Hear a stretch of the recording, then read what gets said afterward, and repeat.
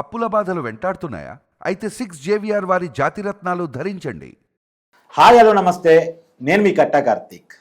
మనతో ఉన్నారు ప్రముఖ సామాజిక రాజకీయ విశ్లేషకులు అడిసిమల్లి శ్రీనివాసరావు గారు. సార్ నమస్కారం. సార్ నమస్కారం. సార్, ఇప్పుడు ఆంధ్రప్రదేశ్లో జరుగుతున్న చర్చ ఏంటంటే హర్ష కుమార్ ఎక్కడున్నారు, ఉండవెల్లి అరుణ్ కుమార్ ఎక్కడున్నారు, కేఏ పాల్ ఎక్కడున్నారు? ఎందుకంటే డాక్టర్ ప్రవీణ్ పగడాల విషయంలో అక్కడ ఎలాంటి ఆధారం లేకపోయినా సరే కావాలని వివాదాన్ని రేపి ఒక ప్రమాదాన్ని అచ్చగా మార్చడం కోసం ఎంత ప్రయత్నం చేశారో మనం చూసాం. కావాలని వివాదాన్ని రాపడానికి చాలా ప్రయత్నాలు చేశారు. 2 మతాల మధ్య గొడవ జరిగే అవకాశం ఉంటుంది, 2 వర్గాల మధ్య గొడవ జరిగే అవకాశం ఉంటుంది, సమాజంలో శాంతి పోయే అవకాశం ఉంటుందని తెలిసి కూడా కావాలని ప్రభుత్వానికి వ్యతిరేకంగా ఒక సెక్షన్ ఆఫ్ పీపుల్ని మార్చడానికి తీవ్రమైన ప్రయత్నం జరిగింది. చివరికి ఆ కుటుంబం వేడుకుంది చేతులు జోడించి, మీరు మా ప్రవీణ్ పగడాల మరణాన్ని వివాదం చేయొద్దు అని చెప్పేసి వాళ్ళ భార్య వాళ్ళ సోదరుడు వీడియో రిలీజ్ చేయాల్సి వచ్చింది. అప్పుడు కానీ వాళ్ళు కొంత ఆగలేదు. తర్వాత కూడా వివాదం చేసే ప్రయత్నం చేశారు. అయితే సరే, అతని విషయంలో ప్రేమేమో అనుకుందాం. మరి ఇక్కడ చాలా క్లియర్గా సింగయ్య అనేటువంటి ఒక దళిత వృద్ధుడు జగన్మోహన్ రెడ్డి గారి కారు కింద పని చనిపోతే ఆ వీడియో పెద్ద ఎత్తున వైరల్ అవుతుంది, రాష్ట్రం మొత్తం చూసింది. మరి వీళ్ళు చూడలేదా? వీళ్ళు మాట్లాడరా? ప్రవీణ్ పగడాల విషయంలో మాట్లాడిన నోళ్ళు ఈ సింగయ్య విషయంలో ఎందుకని మాట్లాడట్లేదు, ఎందుకు మీడియా ముందుకు రావట్లేదు అంటే ఏం చెప్తారు? ఇక్కడ నిజమేనండి. ఎందుకంటే ఆ అపవాదు మొయ్యాలి వాళ్ళు. అపవాదు కాదు, నిజమే. నిన్న అది వాళ్ళు తప్పు చేశారు వాళ్ళు. ఇప్పుడు ప్రవీణ్ పగడాల మాస్టర్ గారు ఆయన చనిపోయాడు, దురదృష్టవశాత్తు ఆ ప్రమాదంలో చనిపోయాడు ఆయన. అది ప్రమాదం అని స్పష్టంగా తెలుస్తుంది. వీళ్ళు అనుమానం వ్యక్తం చేయడం కూడా తప్పు కాదు. అనుమానం వ్యక్తం చేశారు. అనుమానం వ్యక్తం చేసిన తర్వాత అది ఎక్స్ట్రీమ్కి వెళ్ళారు. అంటే అక్కడికి వెళ్ళి సీన్ రీకన్స్ట్రక్షన్ చేయటం, అతను చంపేశారు అనటం. హర్ష్ కుమార్ ప్రధానంగా, అతనే కాదు ఇంకా చాలా మంది, కొంతమంది కేఏ పాల్, హర్ష్ కుమార్ గారు, ఇంకా కొంతమంది సోషల్ యాక్టివిస్ట్స్ కొంతమంది ఉన్నారు, సోషల్ మీడియాలో ఉండే వాళ్ళు కూడా చాలామంది, అలాగే పాస్టర్ల సంఘం కొంతమంది, వాళ్ళందరూ కూడా అది హత్య అన్నారు. అసలు దాని మోటివ్ ఏముంది, అది ఎందుకు హత్య చేస్తారు అతన్ని అనేటువంటిది వాళ్ళ కుటుంబానికి ఉండాలి అనుమానం. వాళ్ళు పూర్తిగా కుటుంబంతో వాళ్ళు తెలుస్తారు మంచి చట్టాలకి. వీళ్ళు ఎవరికి అతనితో హర్ష్ కుమార్ గారు ఏం చెప్పాడు, ప్రవీణ పగడాలంటే ఎవరో నాకు తెలియదు అన్నాడు. నిన్నటి దాకా నాకు తెలియదు అన్నాడు, ఆయన చనిపోయేదాకా. అవును. అలాగని దాని గురించి అతను హత్య చేసినట్టు అతను ఏం జరిగింది, ఎవరితో శత్రుత్వం ఉంది, ఒకవేళ నిజంగా శత్రుత్వం ఉంటే కూడా ఈ ప్రభుత్వానికి ఏం సంబంధం?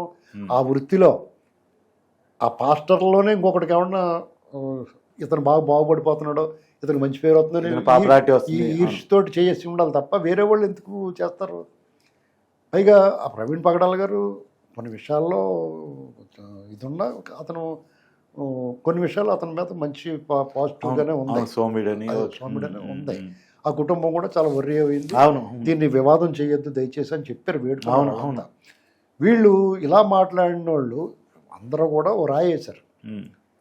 పోలీసు దర్యాప్తుని అనుమానించారు, ఇవన్నీ ఫేక్ వీడియోలు అన్నారు. స్పష్టంగా తెలుస్తుంది అంతా. పోలీసులు కూడా చాలా ఓపికగా దాన్ని అంతా దర్యాప్తు చేసి అన్నీ బయట పెట్టారు అంతా. అంటే ఇది సెన్సిటివ్ మ్యాటర్ అని వాళ్ళు దీన్ని అడ్వాంటేజ్గా తీసుకుని దీన్ని ఒక ఇష్యూ చేద్దామని చూస్తున్నాడు జగన్మోహన్ రెడ్డి. వాళ్ళు బతికే అంతండి. వాళ్ళు విమలారెడ్డి వీళ్ళంతా కూడా వాళ్ళకి సర్వైవ్ అవ్వాలి, వాళ్ళకి మేలు లబ్ధి జరగాలని కోరుకుంటారు తప్ప యాక్చువల్గా వాళ్ళు క్రైస్తవాన్ని వాళ్ళు నష్టం చేస్తున్నారు. ఒక రాజశేఖర రెడ్డి అధికారంలో రాకముందు కూడా క్రైస్తవం ఉంది. అప్పుడు కూడా ప్రార్థనలో చర్చలు ఇది అంత ఉధృతంగానే ఉంది. మతం మార్పులు కూడా జరుగుతున్నాయి. అప్పుడు ఎప్పుడు లేని విధంగా ఈ 20 ఏళ్ళలోనూ ముఖ్యంగా ఈ 10 ఏళ్ళలో ఇంత అలర ఎందుకు అయిపోయిందండి? అది లాభమా నష్టమా క్రైస్తవానికి? ఇప్పుడు రాజకీయాలకు మీ పని మీరు చేసుకుంటున్నారు ఓ పాస్టర్గా. మీకు 1-2 చర్చలు ఉన్నాయి, దాని మీద ఎంతో కొంత ఆదాయం అవుతుంది. మీ పోతున్నారు, మీ బోధనలో, మీ ప్రార్థనలో, మీ వాక్యాలు మీరు చెప్పుకుంటున్నారు, సాక్ష్యం చెప్పిస్తున్నారు, వాళ్ళు మీ ప్రార్థనలు అవి చేసుకుంటున్నారు. సజావుగా నడిచిపోతుంది అంతా. కానీ ఇప్పుడు ఇది వివాదాస్పదం అవ్వట్లేదు. ఇదివరకు ఏదైనా గ్రామంలో క్రైస్తవులు అంటే వాళ్ళు పని ఏదో చేసుకుంటారు, మైకులు పాటలు పాడుకుంటారు, వాళ్ళు చర్చాలు ప్రార్థనలో క్రిస్మస్ వాళ్ళు సేమియా పెడితే తింటారు, ఇలాంటివన్నీ జరుగుతున్నాయి. ఇప్పుడు వాళ్ళు శత్రువులుగా చూసి పరిస్థితి వచ్చిందా లేదా? వాళ్ళని ప్రత్యేకంగా చూసే ఇది వచ్చింది. వరకు హిందూ ముస్లిం గొడవలే ఉండే, ఇప్పుడు క్రైస్తవాన్ని కూడా తీసుకొచ్చి పెట్టారు కదా వీళ్ళు ఇందులో. దాన్ని ఎక్కువ హైలైట్ చేసి మేము నరికేస్తాం, ఒకసారి మేము పాస్టర్లు తీసేస్తే తలలు తీసేస్తాను ఎవరో ఒక అతను మాట్లాడుతూ ఉన్నాడు. ఇవన్నీ అంటే వీళ్ళు ఊరుకుంటారా నువ్వు తీసేస్తే తీరే బాబు అంటారా వచ్చి ఏంటండి అంటే అలాంటి ఈతలు కూడా ఏదో అంటారు. అలాగలాగా మా తల మధ్య చిచ్చు పెట్టినట్టు అవుద్ది. సరే పోనీ దళితుడు ఒక పాస్టర్ గారు అక్కడ 2 రకాల కార్డు వాడారు. ఒకటి క్రైస్తవం, 2 దళితుడు. ఇలా జరిగింది. దీని మీద ఈ ప్రభుత్వం హత్య చేసింది అది ఇది అని వాళ్ళు మీకు కేఏ పాల్ అయితే నిజంగా అతను చాలా ప్రతిష్టాత్మకమైన వ్యక్తి. గ్లోబల్ పీస్ ఆ ట్రస్ట్కి అతను ఈ ప్రపంచవ్యాప్తంగా నిజంగానే అతను అవును ఒకప్పుడు చూడటానికి పిచ్చోళ్ళగా కనపడుతున్నాడు. నిజంగానే మంచి పేరున్న వ్యక్తి, దేశాధినేతలతో సరసన కూర్చోవలసిన వ్యక్తి. నిజంగానే అతనికి బొరబాడైపోయింది, కొన్ని నరాలు కట్ అయిపోయింది. రాజశేఖర రెడ్డి కట్ చేసాడు అది. అతను రాజశేఖర రెడ్డి అని పిచ్చోడు చేసాడు. నిజంగా మీ టైంలో మీరు కేఏ పాల్ పీక్స్ని చూస్తుంటారు, కేఏ పాల్ డౌన్ పాల్ని చూస్తుంటారు. అసలు ఒక తేడాని తీవ్రంగా చూస్తుంటారు. ఇప్పుడు అలా కదండి, అతని సొంత విమానాల్లో ప్రపంచ దేశాల్లో అతని వైభవం, అతని జన సమీకరణ, జనసందోహం, అతని స్పీచ్ ఎత్తుంటే ఎంతమంది లక్షలాది మంది హాజరయ్యేవారు. నిజం అదంతా. మరి వాళ్ళు అతను అలా ఎందుకు అయిపోయాడు అనేటువంటిది దాని కారకుడు ఎవడో రాజశేఖర రెడ్డి, అనుమానం లేదు. అతను అనిల్ శాస్త్రిని వాళ్ళని పైకి తీసుకురావడానికి ఇతను దెబ్బ కొట్టేశారు. నాకు ఒక పాస్టర్ వచ్చాడు ఆ టైంలో, ఒక కీలకమైన అనుమానాన్ని వ్యక్తం చేశాడు. ఒక పాస్టరే అసలు ఆ కేఏ పాల్ లేడేమో, ఆ కేఏ పాల్ని ఏదైనా చేసి కిడ్నాప్ చేసి ఈ కేఏ పాల్ ఎవరన్నా అవన్నీ కాదు కానండి, తనకే మతి భ్రమించింది. అదే ఇప్పుడు అంత ఉత్థాన పతనం ఆ హైట్స్ చూసిన తర్వాత ఇలాగ వచ్చేటప్పటికి ఎవరికన్నా బుర్ర పిచ్చెక్కిపోయి మాట్లాడుతూ ఉంటాడు, పిచ్చి మాటలు మాట్లాడుతూ ఉంటాడు. జగన్ మాట్లాడతలేదు ఇప్పుడు పిచ్చి మాటలు. ముఖ్యమంత్రిగా ఉండి అంత హోదా అనుభవించి ఇవాళ చోట్ల పిచ్చి మాటలు వస్తున్నాయి నోట్లోంచి. లేదా సినిమా రప్ప ఇలాంటి మాటలు మాట్లాడతాడు ఏమన్నా ముఖ్యమంత్రి చేసినాడు. కాబట్టి వీళ్ళు అతను కూడా కంట్రోల్ తప్పిపోయి చంద్రబాబు గారిని, లోకేష్ గారిని, లేకపోతే పవన్ కళ్యాణ్ ఇష్టం ఆడుతున్నాడు. అరుణ్ కుమార్ గారి పరిస్థితి ఏంటంటే అతను పెద్ద మనిషి వ్యవహారం ముసుగేసుకుని 2 సార్లు ఎంపీ చేసి జగన్ న్యూట్రల్గా మాట్లాడుతున్నానన్న ముసుగులో జగన్కి సపోర్ట్గా మాట్లాడుతాను. అవును అన్ని విషయాల్లో. అవును. హర్ష్ కుమార్ గారు అయితే అతిగా అనిపించింది అతని శాస్త్రలో. అతని వ్యవహారం అంతా అతిగా అనిపించింది. అంతకుముందు రాజకీయంగా అతను 2 సార్లు ఎంపీ అయ్యాడు. నాకు తెలిసి హర్ష్ కుమార్ మా సీనియర్ కాలేజ్ చదువుకున్నాడు, నా బ్యాచ్మేట్ కాదు కానీ నేను వీటి కాలేజ్, అతను ఆర్ట్స్ కాలేజ్, 1 సంవత్సరం సీనియర్. అతను 2 సార్లు ఎంపీ అయ్యాడు. అతనికి మా గోదావరి జిల్లాలో మాల సామాజిక వర్గంలో చాలా మంచి పట్టు ఉంది దళితుల్లో. ఒక రకంగా అతను చాలా హైట్స్కి వెళ్ళాడు. మెల్లమెల్లగా యానం విషయంలో అప్రతిష్ట పాలయ్యాడు. తర్వాత ఓడిపోయి కాంగ్రెస్ పార్టీని వదిలేసి అటు ఇటు చూశాడు. ఇప్పుడు మళ్ళీ జగన్మోహన్ రెడ్డి లాస్ట్ 5 ఏళ్ళు జగన్మోహన్ రెడ్డిని విమర్శించాడు. అతను బాధితుడు కూడా, జగన్మోహన్ రెడ్డి బాధితుడు అయినా సరే ఇప్పుడు జగన్మోహన్ రెడ్డిని ఎందుకు మద్దతు ఇస్తున్నాడు అనేది కూడా అర్థం కాదు. 2 సార్లు ఎంపీ చాలు, సరిపెట్టుకోవాలి. ఎందుకంటే వాళ్ళ ట్రాక్ తప్పిపోయింది. లేదా నువ్వేదో పార్టీలో చేరి నీ సర్వీస్ తీసుకోవచ్చు. అంతేగాని నేను మొనార్క్ అని అనడానికి రాజకీయాల్లో ఎవరికి కుదరదు. అంతేగా, ఇది ప్రజలతో ముడిపడి ఉన్నది. అవును. ఇవాళ మహాసేన రాజేష్ హర్ష్ కుమార్ని దాటి వెళ్ళిపోయాడు. తెలుసా మీకు? తూర్పుగోదావరి జిల్లా కానీ ఆ మాల సామాజిక వర్గంలో హర్ష కుమార్ని దాటి వెళ్ళిపోయాడు మహాసేన రాజేష్. అర్థమైందండి?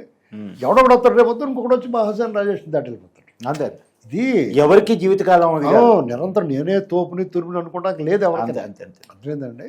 కాబట్టి వాళ్ళు ఏం చేశారంటే ఆలోచన తలంకాల అణుకుగా ఉండాలి. ప్రజల కోణాలు ఆలోచించినట్టు ఎప్పటికీ శాశ్వతంగా ఉంటాడు. నువ్వు ప్రజల వైపు ఆలోచిస్తే నువ్వు శాశ్వతంగా ఉంటావు.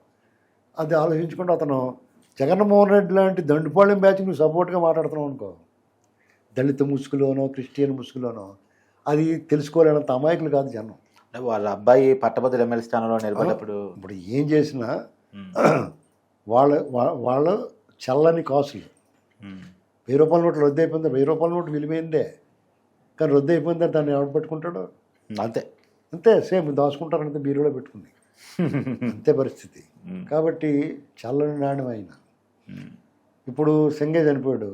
ఇప్పుడు కూడా మాట్లాడుంటే దానికి ఎంతో కొంత వాల్యూ. ఖచ్చితంగా. అవును. అదే ఎలాగంటే మీ చల్లని నోట్లు ఉన్నా కానీ రిజర్వ్ బ్యాంక్కి చెప్పి మార్చుకోండి అంటారు చూడరా, అలాంటిది అనమాట. అది చల్లని నోట్లు కూడా రిజర్వ్ బ్యాంక్ పిటిషన్ పెట్టుకుని మార్చుకునే అవకాశం ఉంది చూడరా, అలాగనమాట.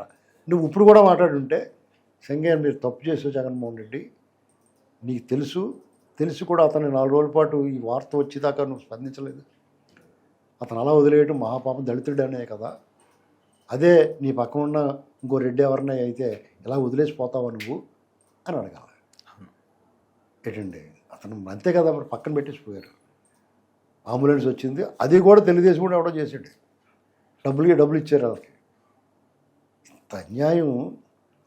జగన్మోహన్ రెడ్డి ప్రజలంటే చులకనని ఎప్పుడో చెప్పాను నేను. అతను మనుషుల పట్ల అతను చేసే ప్రతిదీ కూడా నటనండి. నేను చాలా క్లియర్గా చెప్పాను సార్, జగన్మోహన్ రెడ్డి గారి కన్వాయ్లో మెడికల్ టీం ఉంటుంది. అతను ఒక పెత్తనం కావాలంటే అధికారం కావాలంటే డబ్బు కావాలి. ఈ మూడే, ఇంకేం అక్కర్లేదు అతనికి. తల్లి, తండ్రి, చెల్లి, చిన్నాన్న, బాబాయ్ ఎవరు కాదు. అప్పటికి ఎవడ అవసరం అవుతాడికి ఏమైనా పడేస్తానంటే పడేయమంటాడు, లేకపోతే పైకి పంపించేస్తానంటాడు అధికారంలో ఉన్నప్పుడు. ఇప్పుడు అధికారంలో లేదు కాబట్టి డబ్బులు ఇచ్చి కొనుక్కుంటాడు ఏమన్నా సరే. అతను తరపున మాట్లాడి ప్రతి ఓడికి పేమెంట్ ఉంటుంది. ఉత్తిని ఎందుకు మాట్లాడతారు? అతను రూపురేఖ లావణ్యాలు బాగున్నాయని మాట్లాడతారా? అతని పరిపాలన బ్రహ్మాండంగా చేశారని మాట్లాడతాడా? అతని చేత ఉదాత్తమైనని మాట్లాడతారా? ఇది ప్రజల కోసం ఏమైనా త్యాగం చేసాడని మాట్లాడతారా? మాట్లాడిన కూడా రిలీజ్ అవుతున్నారండి. కృష్ణరాజు చెప్తున్నాడు. అదే అతని గురించి ఎవడు మాట్లాడినా వాడికి డబ్బులు పొట్టలు అందితేనే మాట్లాడతాడు. అదే ఎవడు అతని తరపు మాట్లాడినా పొట్టలు అందినట్టు లెక్కేసుకోవాలి అంతే. Thank you sir.